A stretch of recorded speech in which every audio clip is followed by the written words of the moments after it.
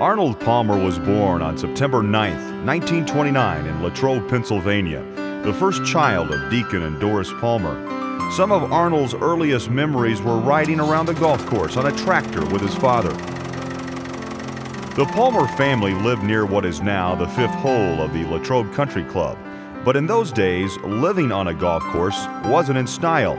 Even though Deacon was the resident golf pro, he was regarded as just another employee by the club members, and Arnold was only allowed to play very early or very late when no members were on the course.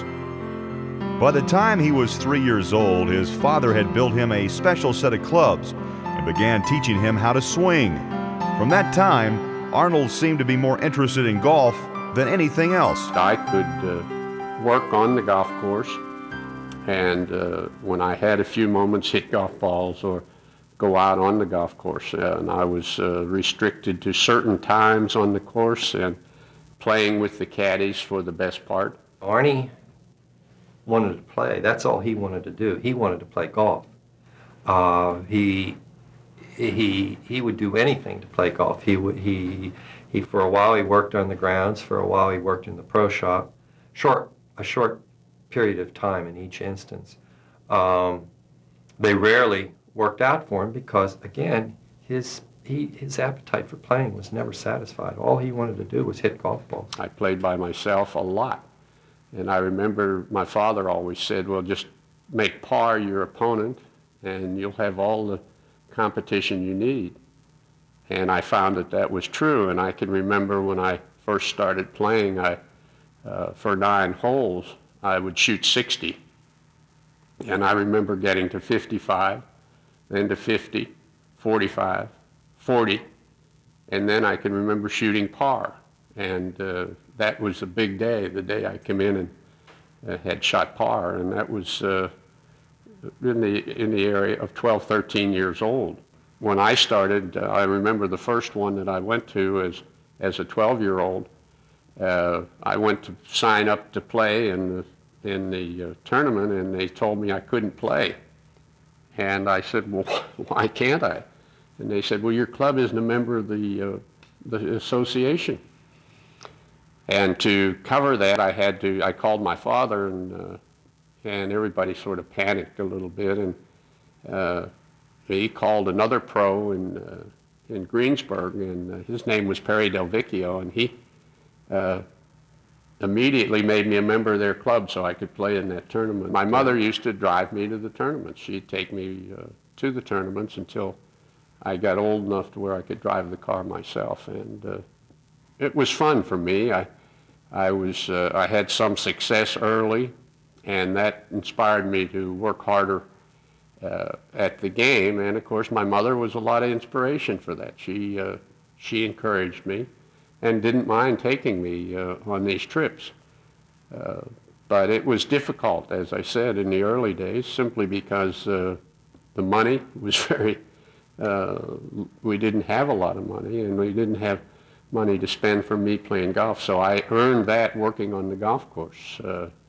And I remember I started for about 25 cents an hour, worked in the grounds in the morning, drove tractor, cut greens, and then at noon, went to the pro shop and stayed there until all the golfers were off the golf course, and that was usually dark in the evening.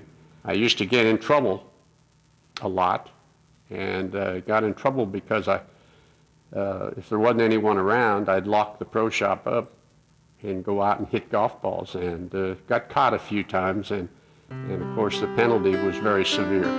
As an international celebrity and captain of one of the most sophisticated private business jets in the world, Arnold Palmer has had the privilege of traveling the globe, experiencing the best that the planet has to offer. Yet when tournaments are completed and commitments fulfilled, it's always back to the comfort of his childhood home. I think as a little boy, when he'd come home from college, from the Coast Guard, and again, he came home to be with my dad and to play golf. My parents, both my parents and us, all of us. He came home, and he went to a lot of effort to come home. I mean, sometimes it was a big deal to get here. Late 60s, early 70s, specialty steel was in trouble in this country. And so Latrobe Steel was looking for ways of cutting their expenses, one of which was the country club. And they knew that Arnie might be interested, so they came to him and offered to sell the club to him. And he agreed that he would buy it if they would call in collect all the stock from there were some individual stockholders as well as the steel company, which held most of the stock, the majority of the stock. He said he would buy it if, in fact, he could get the 100% stock, because he did feel like he wanted to be the sole owner so that he could do the things that he wanted to do to upgrade the club and bring it back to where it was, and of course, as it turned out, much more than it was before. So they agreed to do that and sold the club to him, and it was closed in 1971, September of 1971. He's just one of the guys here. It's just, to them, it's Arnie or Deke's boy, you know. It's some of the members that still go back that far. It's just Deke's son. But he comes and has lunch, and just like anybody else, it would be just like you or I going in and having lunch, and hi, how are you, and people that he knows, and how's your son or daughter, and you playing golf today, and who are you playing with? Mm-hmm. And the members are used to what happens. Everything is with Mr. Palmer, the excitement that happens with Mr. Palmer. They're used to that, and they expect that, and they allow him to do the things he needs to do on those days that he does it, and they're not. If he has guests, then they'll leave him alone. And if he's by himself, then they know just to go up and say hi, or he expects them to. He would be disappointed if they don't, and if they don't, someone that he knows and doesn't come and say something to him, he'll go after him. He'll call him.